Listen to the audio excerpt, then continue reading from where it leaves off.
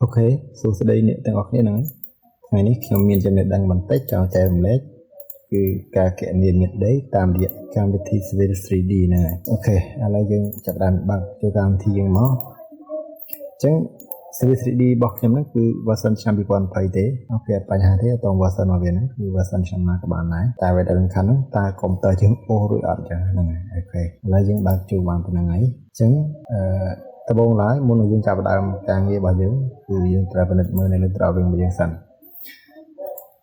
កុំព្យូទ័រខ្លះនៅពេលបើកមកគឺវាអត់មាននេះ two space នេះទេមិនមាននេះផ្ទាំងមួយនៅកន្លែងនេះគឺវាអត់មានទេអញ្ចឹងណាពេលកុំព្យូទ័រខ្លះបើអត់មានទេយើងចូលមកកាន់ home ហើយយកកន្លែងពាក្យ two space នេះមកហើយមួយទៀតកុំព្យូទ័រខ្លះវាមាននេះ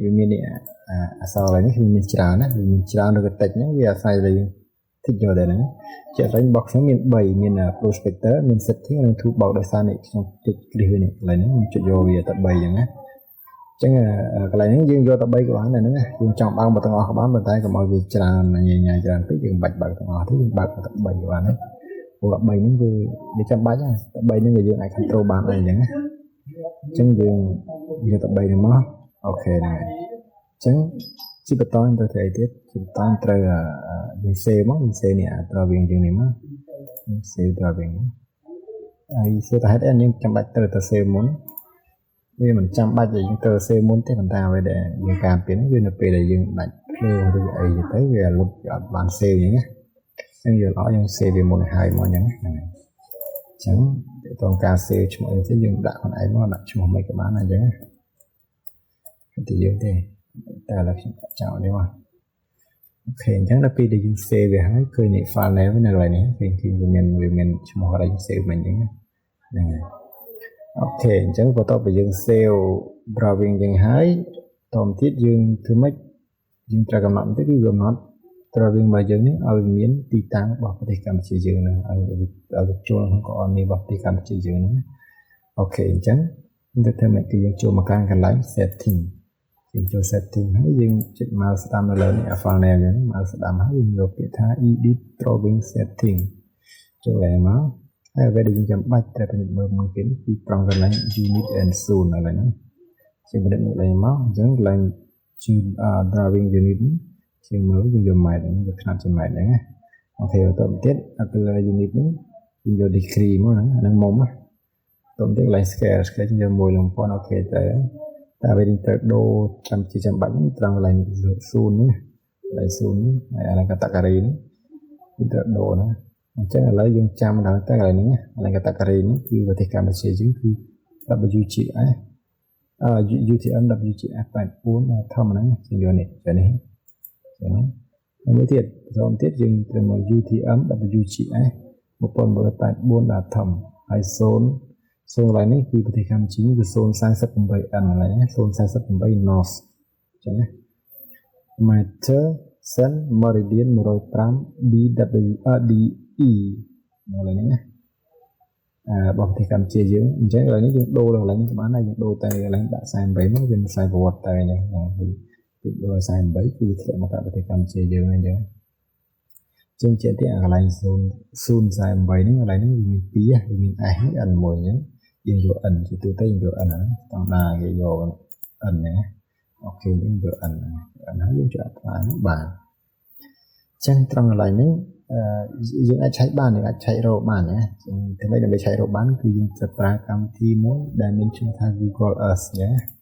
ជាយើងប្រើ Google Earth ហ្នឹងមកនឹងគឺយើងអាចឆែកបានឥឡូវខ្ញុំចូលឆែកមើលយើងអាចឆែកបានថាប្រទេសកម្ពុជាស្ថិតនៅ048ហើយ Meridian យើងគឺ105ណាហ្នឹងហើយបញ្ជាក់បន្តិចកុំព្យូទ័របងប្អូនអាចបើកមកអាចអត់មាននេះអា grid នេះទេអាចបាត់ grid ហ្នឹងអញ្ចឹងដើម្បីបើក grid បានគឺយើងចូលមកកាន់កន្លែង view ហើយធីកនេះកន្លែង grid ហ្នឹងណាជាងករណីនេះគឺកន្លែងយកខ្ញុំដោះ grid វាចេញគឺវាបាត់អញ្ចឹងតែនេះយើងយកកន្លែង view មកយក grid មកហ្នឹងហើយអញ្ចឹងកន្លែងនេះជាមុំឥឡូវខ្ញុំនេះសិនខ្ញុំយក UTM នេះសិនឆែកមើល UTM នេះអញ្ចឹងគឺប្រទេសកម្ពុជានៅ048ហ្នឹងឃើញគឺប្រទេសកម្ពុជាយើងអញ្ចឹងបញ្ជាក់កន្លែងហ្នឹងបើសិនយើងរកប្រទេសយើងអត់ឃើញទេបើសិនតែយើងពិបាកក្នុងការ scroll រកប្រទេសទេយើង search មកបានហ្នឹងយើងដាក់ Cambodia មក Cambodia ហ្នឹងយើង search មកអូខេតែបញ្ជាក់បន្តិច Google Earth ដល់ពេលយើងបើកគឺយើងត្រូវការអ៊ីនធឺណិតណាយើងត្រូវការភ្ជាប់ទៅកាន់អ៊ីនធឺណិតហ្នឹងអូខេហ្នឹងអញ្ចឹងឃើញគឺប្រទេសកម្ពុជាយើងវានៅ048ហើយមួយទៀតមុំយើងមើលតាមណាគឺយើងចូលមកកាន់ tool ហើយយើងយក option បន្ទាប់ទៀតយើងដូរនេះកន្លែងsolar along យកតែ degree នេះមកកន្លែងហ្នឹងយកតែ degree នេះមកឆ្លង degree មកយើង apply អូខេមកឃើញចឹងប្រទេសកម្ពុជានេះឃើញគឺ load ឲ្យនេះគឺ105ហ្នឹងគេដាក់ 105ហ្នឹងតែតែ conspiracy យើងវាដាក់105 DE វិញហ្នឹងណាចឹងអត់បញ្ហាទេយើងគ្រាន់តែចាំទៅឬក៏យើងចាំតែនេះក៏បាននេះ UTM 84 48N ហ្នឹងតែប៉ុណ្ណឹងអូខេត្រូវហើយអូខេហ្នឹងហើយចឹងប៉ុណ្ណឹងបានជាការស្នាប់លេងបិទវិញអូខេអញ្ចឹងយើង apply ហើយយើងអូខេទៅបានហើយអញ្ចឹងមានថា drawing នេះគឺតម្រូវបានទៅតាមក្រអនេះរបស់ប្រទេសយើងណាអញ្ចឹងនៅពេលដែលយើងមានប្លង់អីហើយយើងចង់បើកយើងគ្រាន់ចូលទៅបើកវាមកយើងចូលទៅបើកទីតាំងមកគឺវា load ទៅកាន់ទីតាំងជាក់ស្ដែងរបស់ Google ហ្នឹងជាក់កាន់ទីតាំងជាក់ស្ដែងមកហ្នឹងអូខេអញ្ចឹងជាបន្តយើងត្រូវធ្វើអីទៀតជាបន្តយើងត្រូវ import ពងចូលអញ្ចឹងដល់ពេល import ពងဆိုដល់យើងបានពងមកណាចឹងពងទាំងអស់គឺយើងយកចេញពី Portal Station ឬក៏ DGPS ចឹងឬក៏តាមវិធីណាផ្សេងក៏បានដែរបងប្អូនអាចចេះដូចជាតើដង drone នេះផ្សេងហ្នឹងហ្នឹងចឹងឥឡូវដែលយើងយកពី Total DGPS មកយើង save file save data ហ្នឹងគឺ file A1 មកតែទូទៅគឺយើង save file CSV ទូទៅដើម្បីយើងងាយស្រួលបញ្ចូលនៅក្នុង CD ហ្នឹងអញ្ចឹងរបស់ខ្ញុំគឺមានហើយចឹងកន្លែងនេះខ្ញុំប្រាប់វិធីងាយស្រួលមួយគឺយើងដាក់ជាក្នុងការ save មុនពេលយើង save ឲ្យចូលក្នុង CD យើងត្រូវមានខ្លះចឹងត្រូវមានទី1column 1ហ្នឹងទី1ហ្នឹងអាហ្នឹងយើងត្រូវset ជា point number ហ្នឹងណាជា point number អញ្ចឹងជា P បន្តទៀត BC ហ្នឹងអាឡែង column BC ហ្នឹងអាហ្នឹងតើតើ EN អញ្ចឹងគឺចេះទេកន្លែងហ្នឹងយើងត្រូវចេះមើលខ្លួនឯងថាតើទិសដៅដែលយើងកំណត់ហ្នឹងតែជាក់ស្ដែងតើវាមុនឬវា N មុនមកថាអាហ្នឹងកាលណាទៅវាដាក់ខុសគ្នាមកថាវា